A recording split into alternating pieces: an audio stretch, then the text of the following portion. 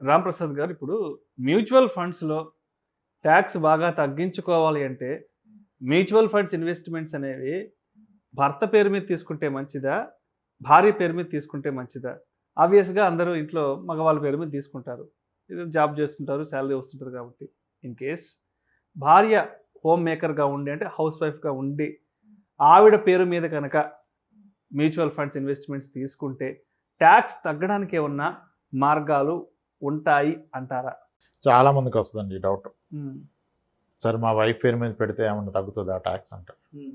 నేను మీ వైఫ్ కాదు కదా, మీ అమ్మమ్మ గారి పేరు మీద పెట్టినా ట్యాక్స్ అదే వస్తుంది, ట్యాక్స్లో మార్పు ఉండదు అని చెప్తాను. హ్మ్. అంటే ట్యాక్స్లు మనకి 5 కేటగిరీస్ ఉంటాయి. హ్మ్. శాలరీ ఇన్కమ్, హ్మ్. క్యాపిటల్ గెయిన్ ఇన్కమ్, హ్మ్. బిజినెస్ ఇన్కమ్, హ్మ్. Other sources, income from other sources and house property నుంచి వచ్చే ఇన్కమ్ అని ఉంటాయి. ఇలా 4-5 కేటగిరీస్ ఉంటాయి. అయితే ఈ మ్యూచువల్ ఫండ్స్లో వచ్చే రిటర్న్ కానీ, స్టాక్స్లో వచ్చే రిటర్న్ కానీ, ప్రాపర్టీ కొంటే వచ్చే రిటర్న్ కానీ, గోల్డ్ కొంటే వచ్చే రిటర్న్స్ కానీ, ఇవన్నీ క్యాపిటల్ గెయిన్ ట్యాక్స్లు. క్యాపిటల్ గెయిన్ ట్యాక్స్ అంటే మూలధనం పెరిగితే పెరిగిన దాని మీద మీకు ట్యాక్స్ విధిస్తారు. ఇన్కమ్ ట్యాక్స్కి దీనికి ఎటువంటి సంబంధం లేదు. మీరు ఇన్వెస్ట్మెంట్ మీ పాప పేరు మీద పెట్టినా, మీ బాబు పేరు మీద పెట్టినా, మీ మదర్ పేరు మీద పెట్టినా, మీ వైఫ్, మీ అమ్మమ్మ గారి పేరు మీద పెట్టినా కానీ ఆ వచ్చిన రిటర్న్స్కి ట్యాక్స్ అనేది సేమ్ పడుతుంది.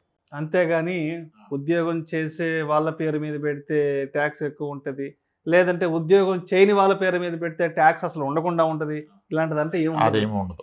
ఎందుకంటే క్యాపిటల్ గెయిన్ ట్యాక్స్ అనే దానికి ఇన్కమ్ ట్యాక్స్ స్లాబ్కి క్యాపిటల్ గెయిన్ ట్యాక్స్కి సంబంధం లేదు. సో ఎవరికైనా ఒకటే ట్యాక్స్. అయితే మనం గత వీడియోలో చెప్పుకున్నట్టుగా ట్యాక్స్ హార్వెస్టింగ్ అని ఒక కాన్సెప్ట్ ఉంది కదా, దీనికి ముందు మాట్లాడుకున్నాం. అంటే ఒక వ్యక్తి 1 ఇయర్లో ఇన్వెస్ట్ చేస్తే వచ్చిన రిటర్న్స్లో 10,000 వరకు బెనిఫిట్ పొందగలడు.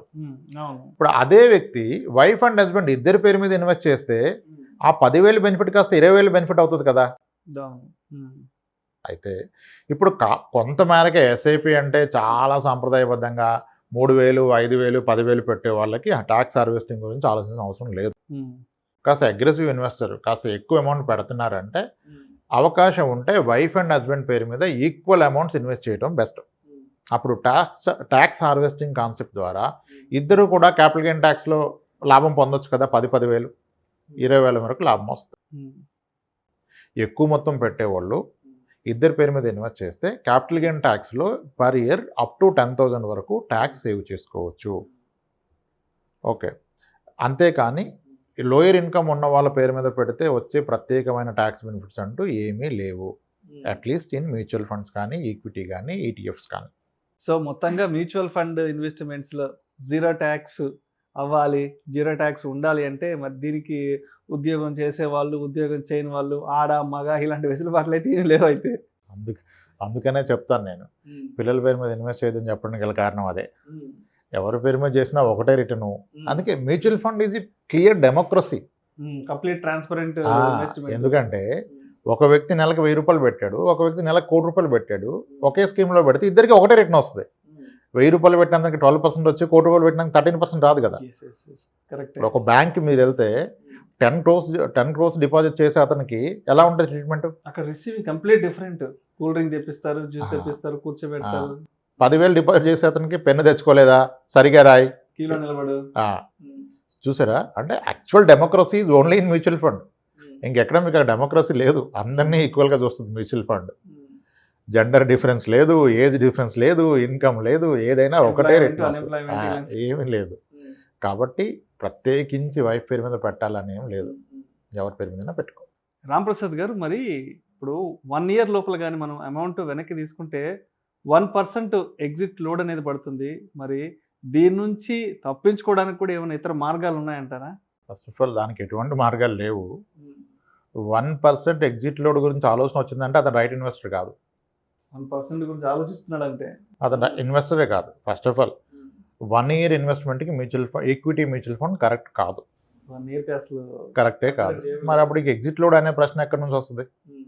మీరు 5 ఏళ్ళు ఆ పైన ఉన్న మాట అయితేనే మ్యూచువల్ ఫండ్ అనేది మీకు రైట్ ఆప్షన్ అని చెప్తున్నాం 10 దఫాలుగా. ఎన్నిసార్లు చెప్పినా ఇదే విషయం చెప్తున్నాం. ఇంకా నేను 1 yearలో తీస్తే ఎగ్జిట్ లోడ్ వస్తుంది, ఇదొకటి. ఎక్స్పెన్స్ రేషియో ఎంత ఉంది, ఇదొకటి. ఇవి పట్టుకొని ఇన్వెస్టర్లు ఆగిపోతున్నారు.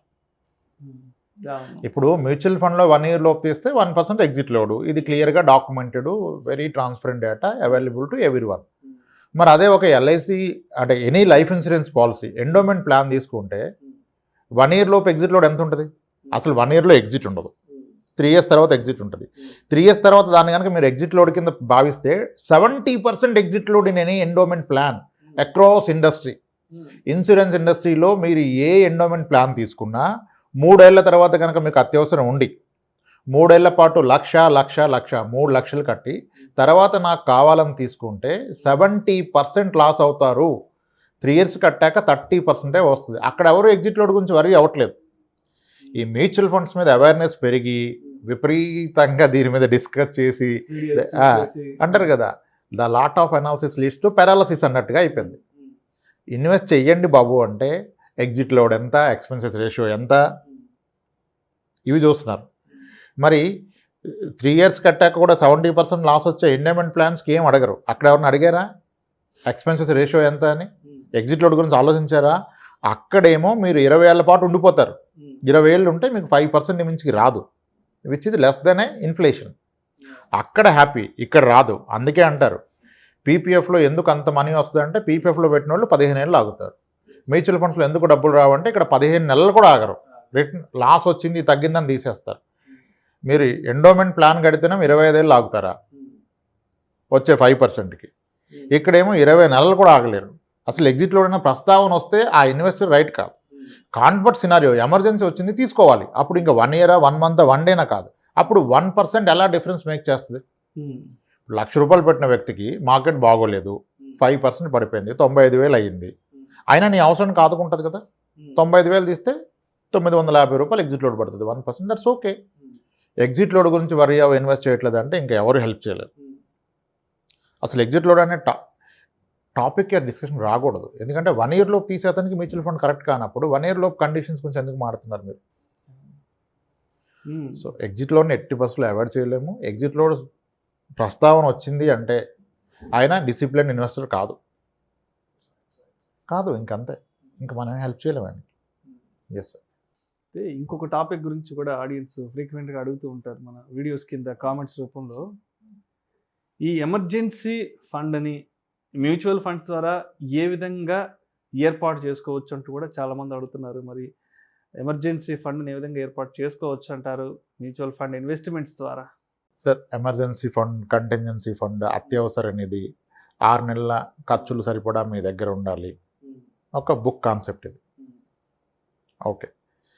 ఈక్విటీ మ్యూచువల్ ఫండ్స్ ద్వారా ఎమర్జెన్సీ ఫండ్ బిల్డ్ చేయడం కరెక్ట్ కాదు. ఈక్విటీ మ్యూచువల్ ఫండ్స్ అనేవి షార్ట్ ట్రెండ్లో అప్ అండ్ డౌన్స్కి లోబడి ఉంటాయి. ఓకే. అయితే సంహవ్ నాకు 6 నెలలకు సరిపడా ఉన్న ఫండ్ ఎమర్జెన్సీ ఫండ్ అని అనిపించదు.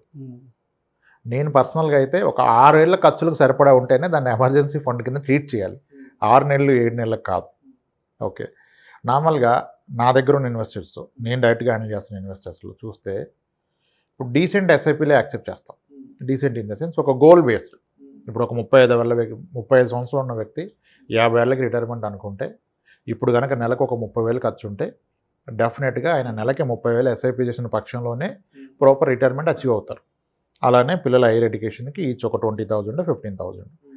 సో ఈ ప్రాసెస్లో ఒక అతను కన్విన్స్ అయ్యి ఒక ₹60,000 నెలకి లేదా ఒక ₹80,000 నెలకి ఎస్ఐపీ పెడితే అనుకోండి, పెట్టారు అనుకుందాం. ఇప్పుడు ఇన్కమ్ ఉన్న వాళ్ళు పెట్టాలి కదా.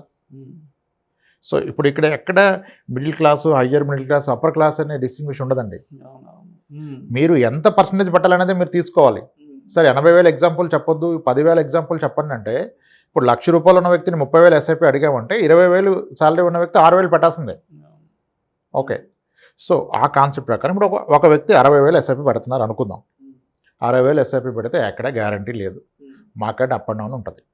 కానీ ఒక 5 years ఆగితే అట్లీస్ట్ ఒక 10 to 12% రిటర్న్ వస్తుంది యావరేజ్గా. ఇప్పుడు నెలకు 60,000 పెడుతున్నారు అంటే సంవత్సరానికి గాను అదన 7,20,000 పెడుతున్నారు. ఇన్ ద ప్రాసెస్ ఈయన ఒక 6 years పెట్టారు అనుకుందాం, ఇంచుమించుగా ఒక 40 లక్షలు ఇన్వెస్ట్ చేస్తారు. 6 years పాటు 40 లక్షలు ఇన్వెస్ట్ చేస్తే మార్కెట్ ఒక 12% రిటర్న్ ఇస్తే కూడా అది ఇంచుమించుగా 60 lakhs అవుతుంది. అయితే మనం ఎన్నోసార్లు చెప్పుకున్నట్టుగా మ్యూచువల్ ఫండ్స్కి ఎటువంటి లాక్-ఇన్ లేదు కదా. ఆ టైంలో ఆయనకి ఎమర్జెన్సీ వస్తాయి, ఆ టైంలో ఆయనకి ఇన్కమ్ లాస్ అవుతాయి. అతనికి అందుబాటులో ఎంత ఉంది? 60 లక్షల రూపాయలు వెసులుబాటు ఉంది కదా. అప్పుడు నిజంగా అతనికి ఇన్కమ్ లాస్ అయితే 60 లక్షలు కనుక ఆయన మ్యూచువల్ ఫండ్ అకౌంట్లో ఉంటే నెలకి ₹1,00,000 ఖర్చున్నా 60 నెలల పాటు హ్యాపీగా బ్రతకొచ్చు కదా. అది adequate or proper emergency fund. ఇప్పుడు 5,000 3,000 ఎస్ఐపి పెడతాను, నాకు ఎమర్జెన్సీ ఫండ్ అవుతుందంటే ఎక్కడి నుంచి అవుతుందండి? సంవత్సరానికి పెట్టేది 50,000, 5 ఏళ్ళు పెడితే గట్టిగా పెట్టింది 2.5 లక్షలు, పెరిగితే 3 లక్షలు అయింది. 3 లక్షల్లో బ్రతికేస్తారా? సో ఎమర్జెన్సీ ఫండ్ని బిల్డ్ చేయొచ్చా అంటే షార్ట్ టర్మ్లో బిల్డ్ చేయలేము. బట్ డీసెంట్ ఎస్ఐపి పెడితే ఒక 5-6 ఇయర్స్ తర్వాత ఇక అది కాంక్రీట్గా ఎమర్జెన్సీ ఫండ్ అయిపోద్ది. ఎందుకంటే దీనికి లిక్విడిటీ ఉంది కదా. ఇప్పుడు 50 లక్షలు మ్యూచువల్ ఫండ్ పోర్ట్ఫోలియో బిల్డ్ చేసుకున్న వ్యక్తి ఆఫీస్కి ఏ రోజైనా ధైర్యంగా వెళ్ళొచ్చు. వెళ్ళిపోమంటే ఓకే, హ్యాపీ, ఈవినింగ్ బ్యాగ్స్ సర్దుకొని వచ్చేయచ్చు. సరేరా వెళ్ళిపోతాను, ఓకే, నెలకి 1,00,000 అవుద్ది ఖర్చు, నాకు 50 నెలల పాటు సరిపడా డబ్బులు ఉన్నాయి కదా, ఓకే. సో అలా అంటే పెద్ద మొత్తం పెడితే మీరు ఎమర్జెన్సీ ఫండ్ కింద వాడుకోవచ్చు. కానీ వెరీ కన్జర్వేటివ్గా చిన్న చిన్న మొత్తాలు పెట్టి దాన్ని ఎమర్జెన్సీ ఫండ్ అంటే మీకు ఎమర్జెన్సీ వచ్చినప్పుడు మార్కెట్ డౌన్ ఉంటే మళ్ళీ వాడుకోలేము. పెద్ద మొత్తాలు పెడితే ఎమర్జెన్సీ వచ్చినప్పుడు మార్కెట్ డౌన్ ఉన్నా వాడుకోవచ్చు. ఇందాక అన్నట్టుగా 40 లక్షలు పెట్టారు, 60 లక్షలు అయింది, ఇతను జాబ్ పోయింది, అదే టైంలో మార్కెట్ క్రాష్ అయింది. లేటెస్ట్ మార్కెట్ కూడా క్రాష్ అయింది కదా. జాబ్ పోయిందంటే ఎకానమీలో ప్రాబ్లం ఉంటుంది. 60 లక్షలు కాస్త సరాసరి వచ్చి 40 లక్షలు అవుద్ది. అంటే నిజానికి నేను పెట్టిన అమౌంట్ కూడా లేదనుకుందాం. అప్పుడు ఈయనకి ఎమర్జెన్సీ వచ్చింది. అప్పుడు ఏం చేయొచ్చు? మ్యూచువల్ ఫండ్స్కి అగెనిస్ట్గా లోన్ తీసుకోవచ్చు. రేటు తక్కువ ఉన్నప్పుడు కొన్న బంగారాన్ని నమ్మొద్దు, దాన్ని కుదువపెట్టి అప్పు తీసుకోవాలి. ఎందుకంటే రేటు తగ్గుంది కదా. అలానే మ్యూచువల్ ఫండ్ కూడా లోలో ఉంటే మీకు ఇప్పుడు చాలా ప్రొవిజన్స్ ఉన్నాయి. ఆ మ్యూచువల్ ఫండ్స్ని ప్లెడ్జ్ చేసి మీరు లోన్ తీసుకోవచ్చు. నిజంగా ఇన్కమ్ లాస్ వస్తే, జాబ్ పోతే మీకు ఏ లోను రాదు. ఇల్లున్నా ఇంటి మీద మార్ట్గేజ్ లోన్ ఇవ్వరు ఇన్కమ్ లేకపోతే. బట్ ఇక్కడ మీరు లోన్ తీసుకోవచ్చు కదా. అలా తీసుకొని కూడా మీ అత్యవసరాలకి వాడుకోవచ్చు. మార్కెట్ పడింది కనుక మీరు లోయర్ ఎన్ఏవీలో యూనిట్స్ అమ్ముకోకుండా దాని మీద లోన్ తీసుకొని ఆ లోన్ అమౌంట్తో మీ అవసరాలు తీర్చుకొని మార్కెట్ మళ్ళీ పెరిగేంత వరకు వెయిట్ చేసి పెరిగినప్పుడు కావాలంటే అమ్ముకోవచ్చు, వాడుకోవచ్చు. ఎమర్జెన్సీ ఫండ్ కింద వాడుకోవచ్చు. కానీ దానికి కాను ఒక డీసెంట్ అమౌంట్ పెట్టాలి. Thank you so much Ramprasad గారు. వీడియోస్ కింద కామెంట్స్ రూపంలో ఆడియన్స్ ఇచ్చిన రకరకాల ప్రశ్నలకు సంబంధించిన విశ్లేషణను చాలా అద్భుతంగా వివరించారు sir. Thank you so much sir. Thanks అండి.